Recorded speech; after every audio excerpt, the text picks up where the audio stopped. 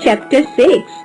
Soil, learning objectives, the ingredients of soil, layers of soil, types of soil, soil erosion, soil conservation.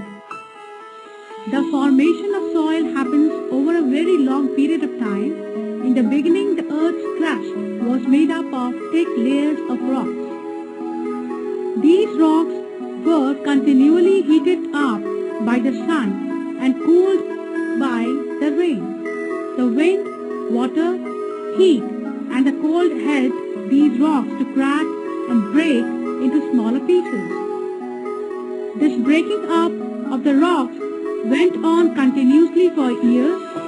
The breaking down of rocks into very small particles by the action of wind and rain is called weathering. Wind and rain carry away the small particles of rocks. These particles mix with the remains of dead plants and animals to form humus, which adds fertility to the soil. After thousands of years, very fine sand, pebbles, and gravel were formed. These, together with the remains of dead plants and animals, make up the soil that we have today. The topmost layer of the earth's crust forms the soil. The ingredients of soil. Soil is made up of mineral particles, brown layers of sticky humus, air and water. Soil is composed of sand, slate or clay, each in different proportions according to the type of soil. Sand. Sand is the largest particle in any type of soil. Sand particles are irregular in shape. When you rub sand particles, it feels rough on your skin. Sand does not hold much nutrients. Clay. Clay particles are much smaller and they pack tightly together. Clay is heavy and sticky when wet, but hard when dry. Silt. Silt is a medium-sized soil particle that feels smooth to touch. Silt can hold a lot of water. The water moves easily through it. Large amounts of silt can be found in lakes and on river basins because silt is washed downstream by rivers. Layers of soil. The soil is made up of layers which are of different colors. The top layer may be more than a few inches thick. The soil here is dark in color and is mainly made up of loam and humus, remains of plants and animals. The roots of most plants grow in this layer and take food from it. This layer of soil is called the topsoil. Below the topsoil is the subsoil. It is lighter in color and is often grey or red. There is more sand in the subsoil. It may have many stones too. Only a few plants or trees have roots long enough to reach the subsoil. This layer has little food for plants. If you dig deep enough to the bottom of the subsoil, you will reach a layer of stones and rocks. The upper parts of the rocks are soft and porous, while the lower rocks are hard and non-porous. Types of soil. Soil is a layer of broken rock particles and decaying organic matter on the surface of the earth, which is essential for the growth of plants. It comprises of all the necessary nutrients that aid the growth and development of plants and trees. There are different types of soils, each one of them varying in nature and texture. Sandy soil. Sandy soil is light and dry in nature. It does not have moisture content and warms up quickly. Since it absorbs water quickly, the plants rooted in it need to be watered frequently. Clay soil. Clay soil is wet in nature that makes it apt for planting seeds. The soil serves as an excellent retort for the dry season as it has a high water retention quality. It is necessary to drain clay soil frequently for improving its texture. During rainy season, it becomes sticky. On the other hand, during drop, it becomes rock solid. Silt soil. Silt soil is considered to be one of the most fertile soil present on the earth. It is high in nutrient content and is comparatively heavier than the sandy soil, as it retains moisture easily. However, unlike clay soil, silt soil has a good drainage quality, which makes it very productive. Loamy soil. Loamy soil is a combination of all the three soils. It is suitable for every kind of crop.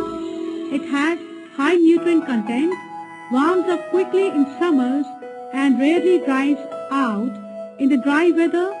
It is the ideal soil for cultivation. Soil erosion.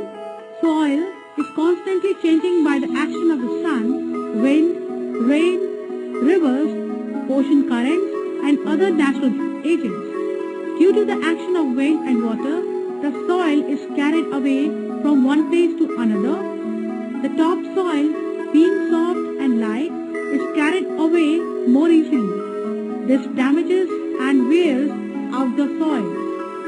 The delicate balance between the topsoil and subsoil is disturbed. As a result, the plant and animal life has to suffer. This process of the wearing and carrying away of the soil by natural forces is called soil erosion. Erosion by water. The force of rainwater and rivers wash away the soil and deposit it from hilly areas to the plains. They carry fine sand, mud particles and minerals. The soil deposited by rivers is called silt. It is very rich and fertile. Erosion by wind. The wind also erodes and damages the soil. It blows the soil away at times with great force and deposits it at other places. The fertile topsoil can be damaged most easily because it is easily blown away by the wind. Overgrazing. Overgrazing by cattle makes the topsoil bare and loose, which can be easily carried away by wind and water.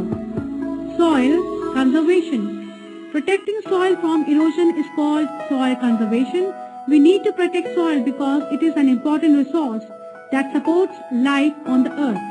When soil erosion takes place, the topsoil gets washed away by wind and rain. The topsoil contains most minerals which plants need to grow. The topsoil has to be protected through some special methods. Growing trees and plants.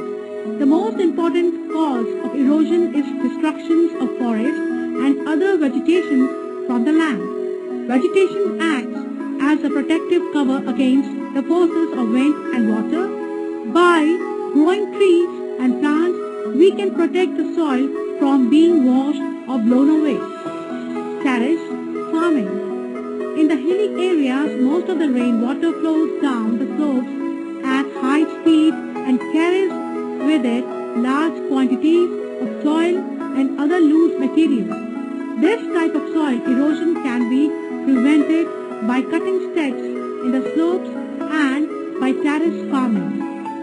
Vegetation cover. In the land areas, grasses or creepers are grown to cover the bare soil. The grass helps to hold the soil in place and does not allow the topsoil to be blown away. Dams and embankments. Rivers wash away the topsoil during floods. Dams and embankments are made across the rivers to prevent soil erosion caused by heavy floods. These ways help man to protect the soil from damage by erosion. Conservation of soil is very important because if the soil is poor and loses its fertility, our crops would also be of poor quality and quantity. Keywords. Topsoil, the topmost layer of soil in which plants have their roots. Subsoil, layer of the earth just below the topsoil. Erosion, removal of surface materials from earth's crust by natural agents. Embankments, high structure, bare barrier for holding back water. Conservation, protection and preservation of natural resources. Looking back, soil is formed as a result of the breaking of rocks. Soil is formed in layers. The upper layer of soil is called topsoil. It provides nutrients to the plants. The lower layer of soil is called subsoil. It lies just above the layer of rocks. A large number of living organisms belonging to the plant and animal kingdoms live in the soil. Wearing and carrying away of soil by natural forces is called soil erosion. Wind and water are the chief agents causing soil erosion. The soil deposited by rivers is called silts. The prevention of soil erosion is called Chapter 6